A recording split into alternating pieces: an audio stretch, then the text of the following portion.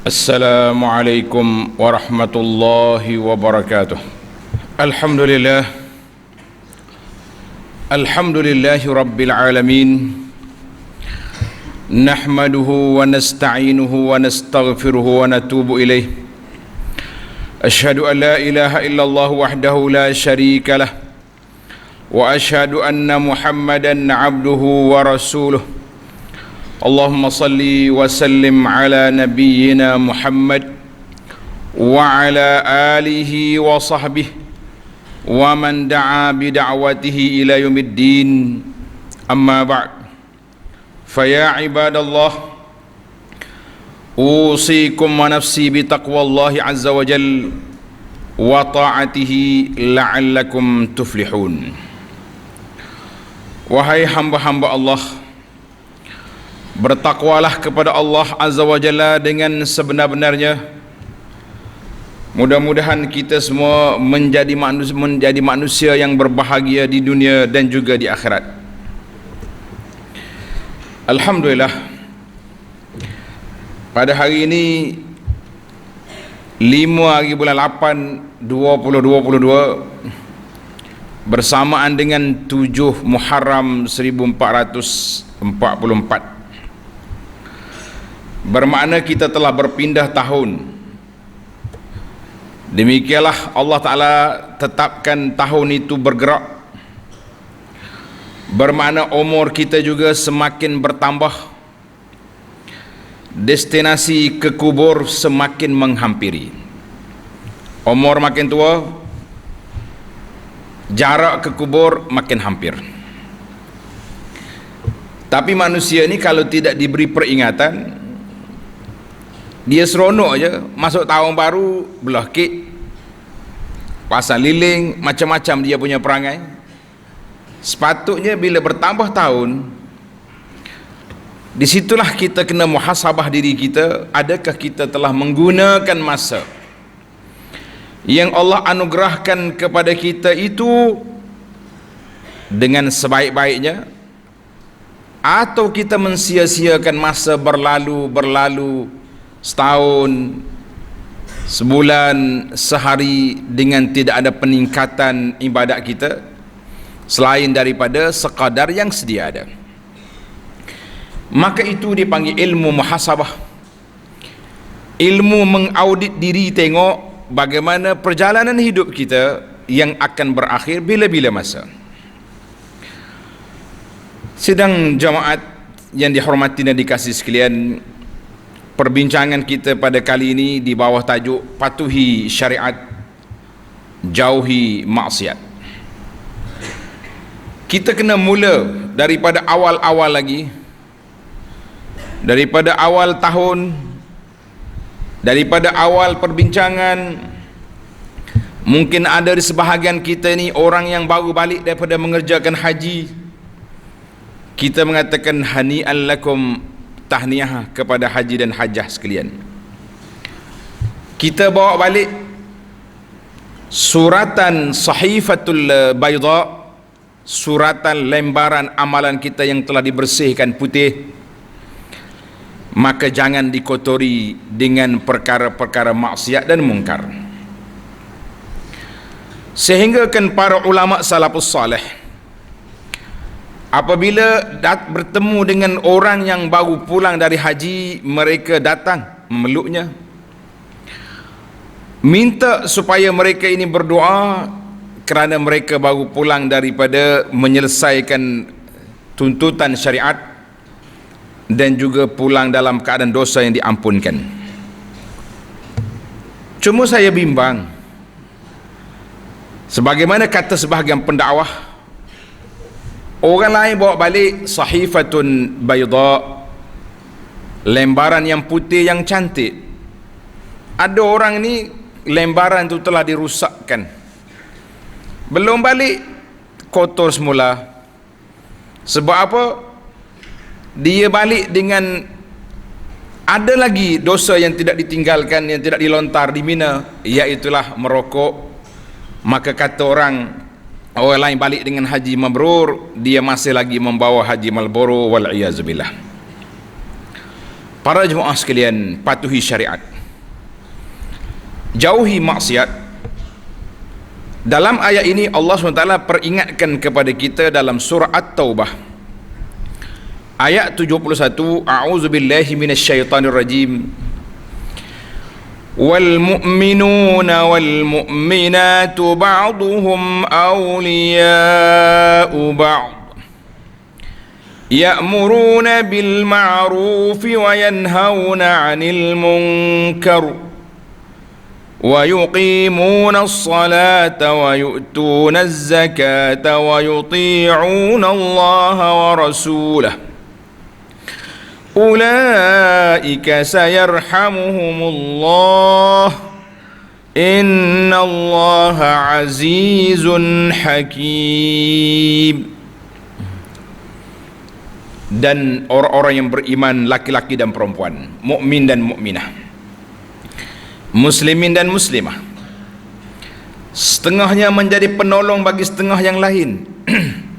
Mereka menyuruh berbuat kebaikan dan melarang daripada kejahatan, dan mereka mendirikan salat dan memberi zakat serta taat kepada Allah dan Rasulnya sallallahu alaihi wasallam. Mereka itu akan diberi rahmat oleh Allah. Sesungguhnya Allah Maha berkuasa lagi Maha bijaksana. Sidang Jumaat yang dihormati dan dikasihi sekalian,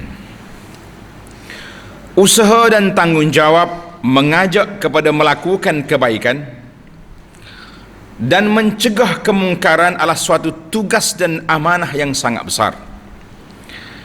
Ia tidak mampu untuk dilaksanakan secara berseorangan. Sebaliknya, ia mestilah menjadi tanggungjawab kita bersama. Tujuannya adalah untuk mencapai maqasidus syariah, objektif syarak, untuk memelihara agama, akal, nyawa, harta, kehormatan diri dan keturunan,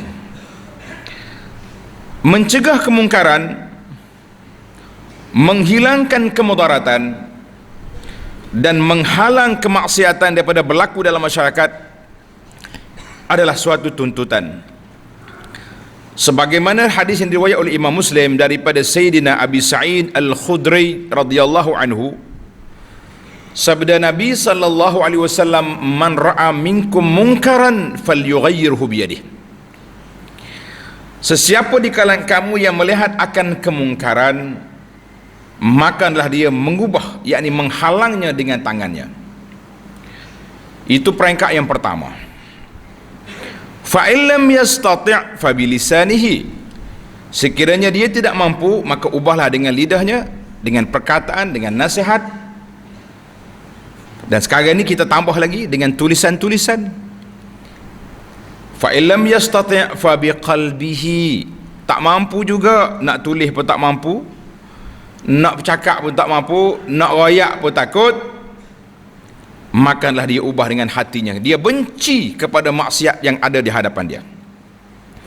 Wa dzalika adhaful iman, itulah selemah-lemah iman, tapi masih lagi ada iman. Hadis ini rawahu Muslim, hadis sahih. Yang kita bimbangnya para jemaah sekalian, lemah iman pun tak ada. Tengok maksiat tak jadi maksiat, tengok benda mungkar tak jadi mungkar. Relax je, biasa je. Kita mengatakan ini satu iman yang cukup dahsyat, yang perlu digilap. Kalau orang sakit jantung, pihak apa ini, kesihatan akan tekan atas dada dia supaya gerak balik jantung. Manakala tuan-tuan, termasuklah puan-puan, tengok maksiat tak terasa apa-apa, kita perlu tekan dada iman kita. Adakah kita masih lagi mempunyai adhaful iman atau lebih rendah daripada itu? Wal'iyazubillah. Para jemaah sekalian, seiring dengan kepesatan dan kecanggihan teknologi, perlakuan jenayah yang melibatkan kesalahan jenayah syariah, jenayah mengikut syarak, seperti minum arak,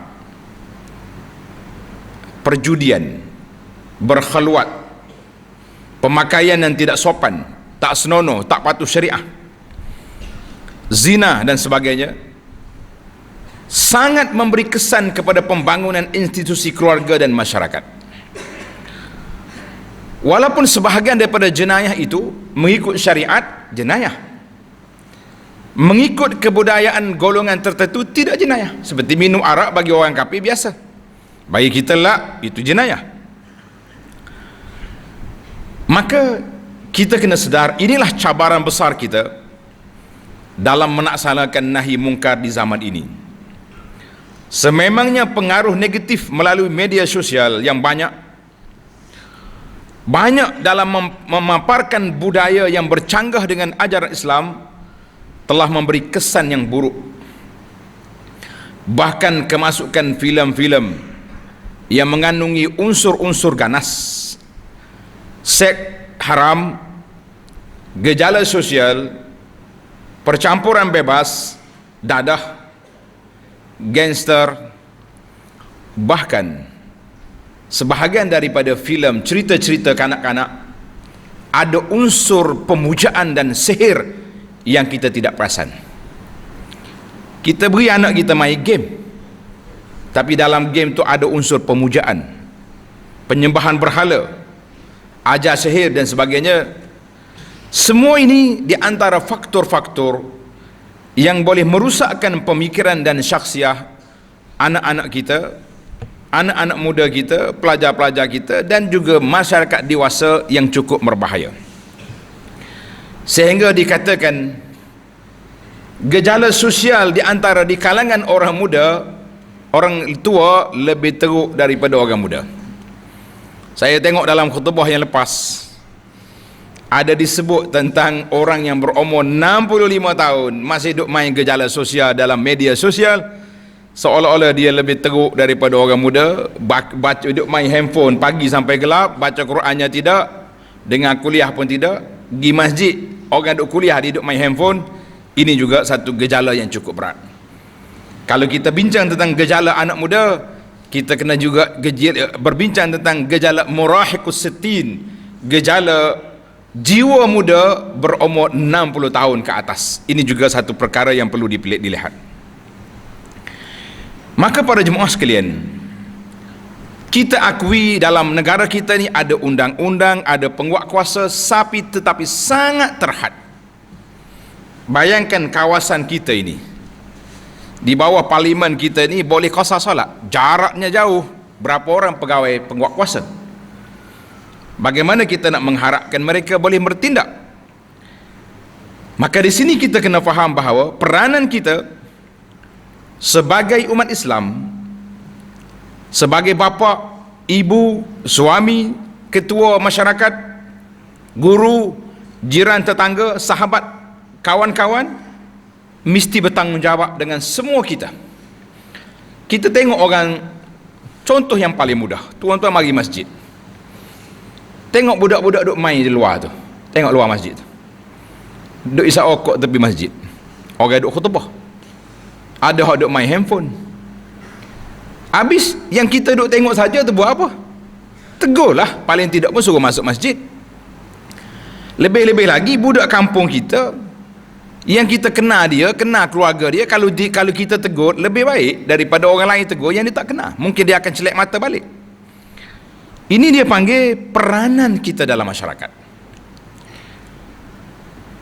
Di sekitar kawasan kita ini, contohnya banyak kedai-kedai makan yang tumbuh. Tak kira pukul berapa, pukul 10 malam pun buka, 12 pun buka, waktu solat pun buka, waktu tak solat pun buka. Apa yang kita nak kata? Orang duk azan di masjid, kita duk jual makan sini. Orang duk solat di masjid, kita duk ngak-ngak macam lembu kenyang di sini, tepi masjid, tepi pintu masuk ke pondok. Di mana maruah diri kita? Di mana perasaan kita malu kepada Allah Azza wa Jalla? Apa yang kita nak buat? Undang-undang penguatkuasa tidak ada hak untuk kita larang. Tetapi dhamirul muslim sebagai seorang muslim, tak boleh ke waktu maghrib isya ni kita tutup sekejap, kita pakat-pakat pergi masjid, nampak lapar sangat duduk metak ke darah, orang duduk semaya pun kita duduk main ngak makan sini. Apa benda? Kalau rasa tak nak berhenti sangat, jauhkan diri daripada masjid. Janganlah orang duduk masjid nampak kita duduk buat benda yang tak senonoh dekat sini. Maka itu yang kita mengatakan sekarang ini sukar untuk kita membuat perhitungan Apabila perkara mungkar sudah tidak jadi mungkar, bahkan perkara yang tidak mungkar pula telah menjadi kemungkaran. Para jemaah sekalian, tidak ada istilah sebagaimana yang diguna oleh pepatah Melayu, kita tak boleh jaga tepi kain orang. Memang kalau jaga tepi kain orang, jatuh kain kawan itu malu. Tetapi dalam perkara al-amru bil ma'ruf wan nahyi 'anil munkar, menjadi tanggungjawab kita sebagai orang yang ada lidah, orang yang ada kuasa, orang yang boleh bercakap, boleh menegur. Kita mengatakan tak boleh jaga tepi kain orang, itu hal peribadi orang. Tapi dalam masalah pelanggaran syariat menjadi kewajipan kepada kita. Jadi perkara tentang kemungkaran dan maksiat, kita tidak boleh lagi berdiam diri dengan menyembunyikan kejahatan yang berlaku di sekeliling kita sehingga mendatangkan kerusakan dan menggugat keharmonian masyarakat.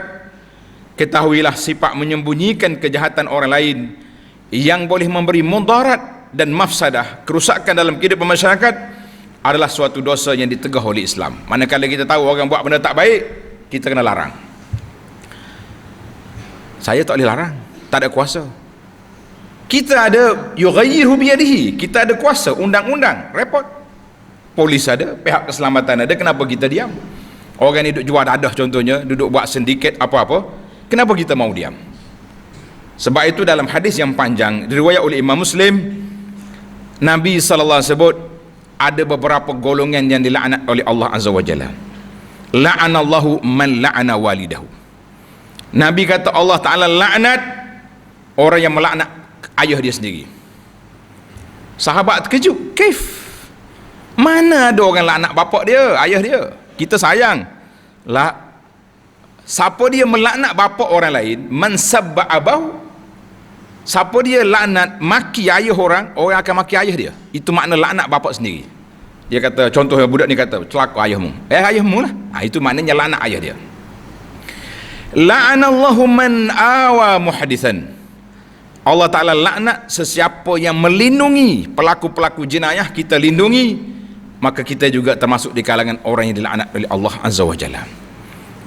Yang ketiga, la'anallahu man ghayyara mana al-ard. Allah Ta'ala laknat juga yang ketiga, orang yang mengubah sempadan tanah. Mana tanah kita setakat ni, senyak-senyak kita gali korek tak sini. Orang ini dilaknat. Walaupun 2 kaki, walaupun setengah meter, kalau nak minta dengan Tuhan, boleh tak kita ubah sikit nak buat jalan? Tapi kalau ubah senyap-senyap, buat lari, jangan. Sebab itulah para jemaah sekalian, bila kita hidup berjiran, kerajaan telah buat sempadan, contohnya sempadan jalan nak masuk ni ada sempadan, batu sempadan sudah ada. Mana kalau kita buat bangunan menyekat jalan orang atau menyempitkan jalan, itu juga termasuk di kalangan orang yang mengambil hak orang lain. Saya lama duduk sini ni, lama ke baru, apabila jalan tu sudah digezet oleh pihak pengukur, kita kena berunding. Boleh tak saya kekalkan di sini? Bangsa saya yang boleh kekal di sini, kata tak boleh. Tak boleh, kita ubah. Jadi kita kena belajar perkara-perkara ini. Jadi banyak benda-benda yang kita nampak simple, nampak mudah, tapi sebenarnya dia satu kesilapan. Maka dengan ini kita mengatakan semua pihak perlu memainkan peranan. Bermula daripada pihak kerajaan, kita mengharap sangatlah pihak kerajaan Malaysia, kerajaan negeri menambah pegawai-pegawai dakwah, penguasa agama, supaya mereka lebih agresif, lebih aktif bertindak. Sebagaimana kalau kita tengok pegawai-pegawai yang duk jaga parking lebih aktif menyaman orang daripada pegawai pencegah maksiat. Pencegah maksiat tak banyak tegur. Maka kita juga perlu, maka disitulah kita kena jaga anak-anak kita daripada terjebak dengan melihat cerita-cerita karut, cerita lucah dan sebanyak-banyak lagi cerita-cerita yang lain yang tidak perlu kita huraikan satu persatu. Cukuplah kita mengatakan bahawa banyak penyakit yang timbul dalam masyarakat, maka sebagai langkah keselamatan kita perlu mencegah sebelum ianya parah. Maka dengan ini kesimpulan kepada apa yang kita bincang, yang pertama, mendekatkan masyarakat dengan sistem perundangan Islam, yang ni haram, yang ni halal perlu diberitahu. Dan kalau tempat kita sudah ada enactment yang tertentu, pematuhan syariat, contohnya pakaian, enakmen pencegahan tak pergi solat Jumaat, jadi perlu diperluaskan. Enakmen yang sedia ada guna kan. Nak tunggu hukum hudud lambat lagi nak lulus, jadi kita luluskan apa yang sudah ada. Yang kedua, meningkatkan pengetahuan dan membudayakan sikap cinta masyarakat, membudayakan sikap cakna masyarakat, mana peduli pada masyarakat terhadap pencegahan perlakuan jenayah dalam masyarakat. Tengok benda mungkar, kita pakat larang. Yang ketiga, membantu mengurangkan perlakuan jenayah syariah melalui pendidikan dan pencegahan yang berterusan oleh pihak berkuasa, para pendakwah dan orang-orang yang mempunyai kemampuan mesti bertugas. Maka dengan itu kita mengatakan sesungguhnya besar amanah dan tanggungjawab yang dipikulkan oleh kita semua di hadapan Allah Azza wa Jalla, supaya kita semua saling hormat menghormati, menjaga keharmonian dan menjaga keselamatan diri dan keluarga, insya-Allah. Sebagaimana kata Abu Osman An-Nahdi rahimahullah, dia mengatakan bahawa as-salafu, para ulama salaf, mengambil berat dengan 3 kali 10, iaitu 10 awal Zulhijjah, 10 awal Muharram dan 10 akhir Ramadan. Kenapa? 10 awal Zulhijjah, di sana terdapatnya hari besar, iaitulah dia kenali dengan nama sebaik-baik hari dalam dunia, khairu ayyamid dunia. Dulu kita dah bincang sebaik-baik hari dalam dunia ni apa dia? Sebaik-baik hari dalam dunia iaitulah awal 10 Zulhijjah. Alhamdulillah para jemaah sekalian, kita telah melaluinya dengan begitu baik. Pada masa yang baru je kita lalu, kita mengatakan alhamdulillah. Dan di sana terdapatnya hari Arafah, hari haji. Bila masuk kepada 10 awal Muharram, apa yang ada di sini? Awal Muharram termasuk dalam bulan haram. Nabi sallallahu sebut dalam hadis, sebaik-baik solat sunat iaitulah solat malam, dan sebaik-baik puasa sunat puasa pada bulan haram, termasuklah bulan Muharram ini. Dan di awal Muharram ada satu hari yang disebut dengan nama hari Ashura. Apa dia hari Ashura? Iaitulah hari 10 Muharram. Hari Ashura, hari 10 Muharram. Untuk tahun ini 1444, para jemaah sekalian, kita bagi tarikh siap-siap supaya tidak ada yang keliru, tidak ada yang celaru. Iaitulah bermula pada hari Ahad ini. Hari Ahad ni, esok lusa, Allah merupakan hari Tasu'a, hari yang ke-9 Muharram, bersama dengan 7 hari bulan Ogos. Hari Isnin iaitulah hari 10 Muharram, hari Ashura. Hari Isnin dia panggil hari Ashura ataupun terkenal dengan nama hari 10 Muharram.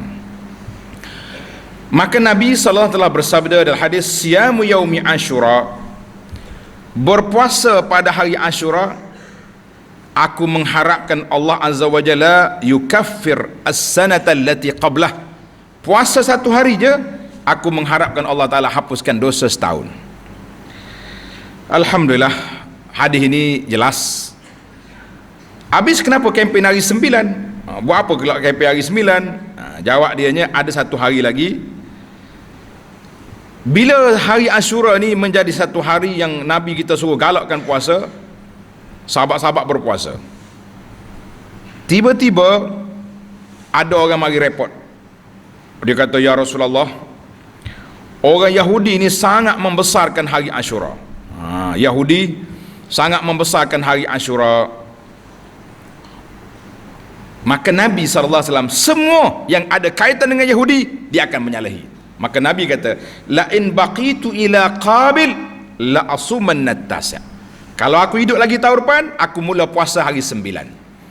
Jadi oleh kerana kita insya-Allah hidup pada hari Ahad ni, hari 9, kita mula puasa. Dan hari Ashura, hari 10, hari Isnin juga kita berpuasa, insya-Allah. Itulah tingkat kita, azam kita kempen para jemaah sekalian supaya berpuasa. Inilah yang saya rasa terkilan pihak panel khutbah langsung tak sebut benda-benda macam ni. Dia sebut benda lain. Patutnya khutbah ini disebut kurang-kurang pun dalam khutbah yang kedua, bila mari tarikh-tarikh seperti ini, puasa hari Ashura, puasa hari Arafah, sebut supaya khatib boleh memberi peringatan kepada makmum, pada masyarakat. Satu lagi, 10 akhir Ramadan, kerana di sana terdapatnya malam Lailatul Qadar. Cukuplah peringatan ini menjadi peringatan bagi orang yang ingat.